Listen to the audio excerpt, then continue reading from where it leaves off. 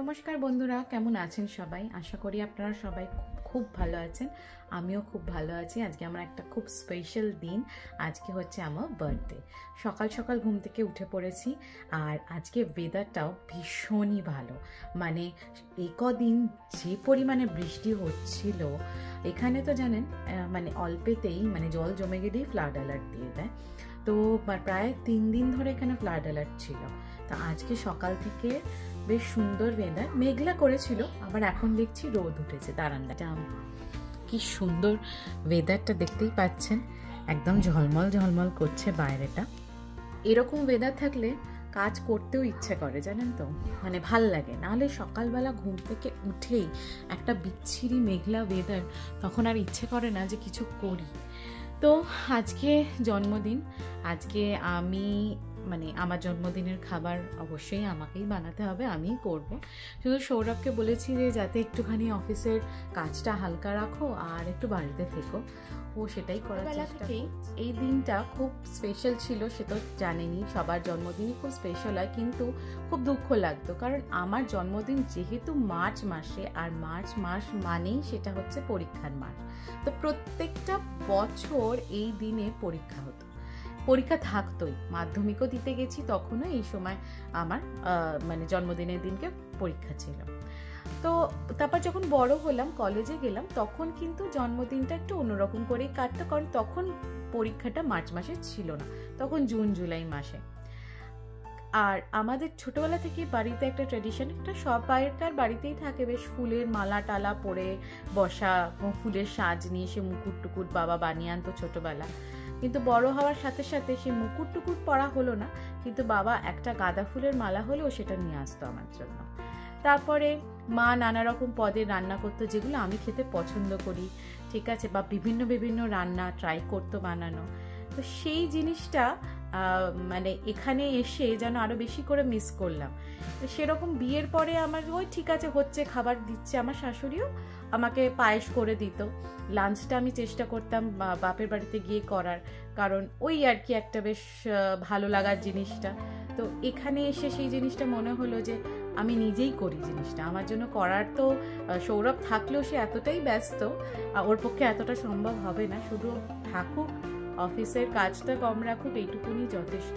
তো আজকে তাই সকাল থেকেই লেগে পড়েছি রান্নাবান্নাগুলো করার, কিছু কিছু গুছিয়ে আপনাদের সাথে ভাবলাম একটু কথা বলে নিই, বাকিটা আবার রান্না করতে করতে কথা। এই যে 5 রকম ভাজা হবে, তার জন্য একটু সবজি কেটে নিয়েছি, যা ছিল ঘরে। একটু পালং শাক নিয়েছি, ফুলকপি, আলু আর গাজর, আর হচ্ছে মাছ ভাজা। এগুলো ভেজে নেব।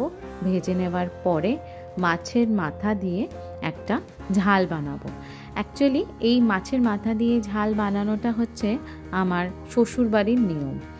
এই যে মাছের মাথা ভাজা হচ্ছে, মানে বেশ গড়গড়ে করে তেল দিয়ে, না হলে তো মাছের মাথা ভাজা যাবে না।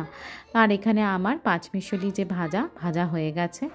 এই মানে এই রেসিপিরই মাছের ঝালটা হয়, তাই জন্য আমি বানিয়ে নিয়েছি মাছের ঝাল। এরপরে মাংস বানাচ্ছি। মাংস বানানোর জন্য পেঁয়াজ, আদা, রসুন, গরম মশলা এগুলো সব একটুখানি কষে নিচ্ছি তেলের সাথে। তারপর আগের দিন রাতেই মাংসটা ম্যারিনেট করে রেখেছিলাম, সেটা এখানে অ্যাড করে নেব। আগের বছর জন্মদিনটা খুব ভালো কাটিয়েছিলাম। আগের বছরে জন্মদিনের দিনকেই পড়েছিল হচ্ছে হোলি। তো খুব মজা করে সবাই মিলে, ফ্যামিলি সবাই মিলে হোলিও খেলেছিলাম, সাথে সাথে খুব মজা করে জন্মদিনটাও কাটিয়েছিলাম।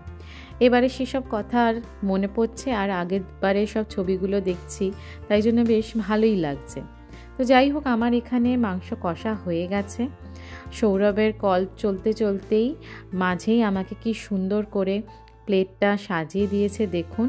ডাল দিয়েছে, মাংস দিয়েছে, মাছের মাথা আর পায়েস, আর এই বাসন্তী পোলাও দিয়ে আমার খাবারের প্লেট রেডি। এবার আমি ঝটপট করে খেয়ে নেব। তবে চান করে উঠেই আগে যেটা করেছি সেটা হচ্ছে ছেলেকে খাইয়ে নিয়েছি। আর আমার বাপের বাড়ির নিয়ম হচ্ছে লেজা দিয়ে পায়েস খাওয়া, তো সেই নিয়মটাও আমি এখানে করেছি।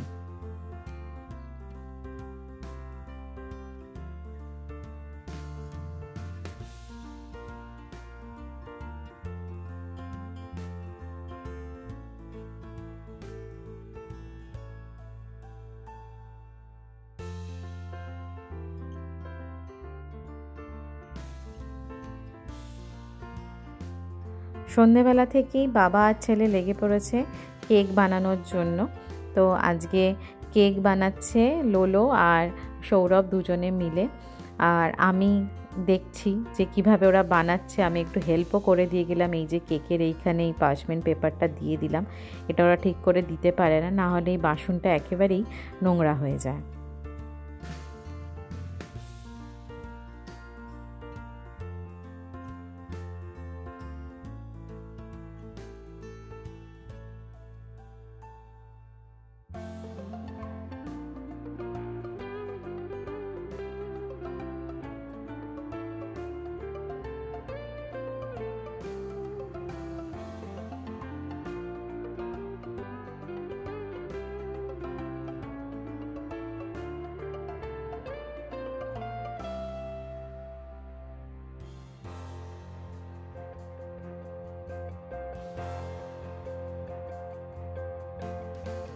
মোটামুটি রেডি হয়ে গেছে।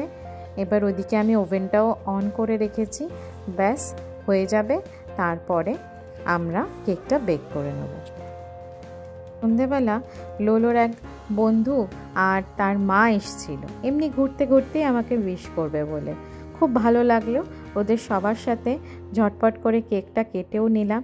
অ্যাকচুয়ালি ডেকোরেশন করবার সময় আমার আর ভিডিওটা অন করার কথা মনেই পড়েনি, কারণ তখন এত ঝটপট করছিল লোলো, ওকে সামলাবো না ভিডিও অন করব। তাই জন্য ওর ভিডিওটা আর করতে পারিনি।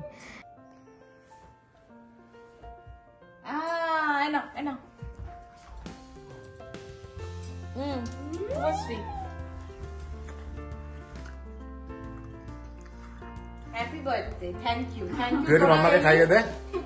Thank you. तू एक मम्मा के खाइए दे। खाइए दे ना, मैं खाइए दे बाबे আমি খাবো না কি। हां खा लो ना। বেশ ভালো লাগলো আজকে ওরা এসেছিল। আর রাতের বেলা বানিয়ে নিলাম কলকাতা স্টাইল এগ রোল, মানে এগ চিকেন রোল। অ্যাকচুয়ালি এখানে ওই ফ্রোজেন পরোটা, এখানে না কলকাতাতেও পাওয়া যায়, ফ্রোজেন লাচ্ছা পরোটাগুলো দিয়ে খুব ঝটপটি এগ রোলটা তৈরি হয়ে যায়, আর খেতেও জানেন তো খুব ভালো হয়। তো এই বানিয়ে ফেললাম, ডিনার রেডি ঝটপট করে। আর পুরটা, চিকেন দিয়ে যে পুরটা, সেটা আমি আগেই বানিয়ে রেখেছিলাম, তাই জন্য খুব একটা বেশি সময় লাগলো না। আর এই পুরগুলো বানিয়ে রাখা থাকলে একটা সুবিধা হয় যে টিফিনে স্যান্ডউইচ বানালাম বা ডিনারে স্যান্ডউইচ বানালাম বা এই ধরুন এগ রোল বানালাম বা কোনো র্যাপ বানালাম, তাতে খুব তাড়াতাড়ি এগুলো হয়েও যায় আর অতটা হেডেক থাকে না যে কী দিয়ে বানাবো। তাই আমি একটু বেশি করে পুর মাঝে সাঝেই বানিয়ে রেখে দিই। ব্যাস রেডি হয়ে গেল আমার Kolkata style egg chicken roll. আপনাদের আমার এই ভ্লগগুলো কেমন লাগছে অবশ্যই জানাবেন। কিন্তু আজকের ভ্লগটা আমি এখানেই শেষ করলাম। ভালো থাকবেন, সুস্থ থাকবেন, আবার দেখা হবে আমার একটা নতুন ভ্লগ নিয়ে।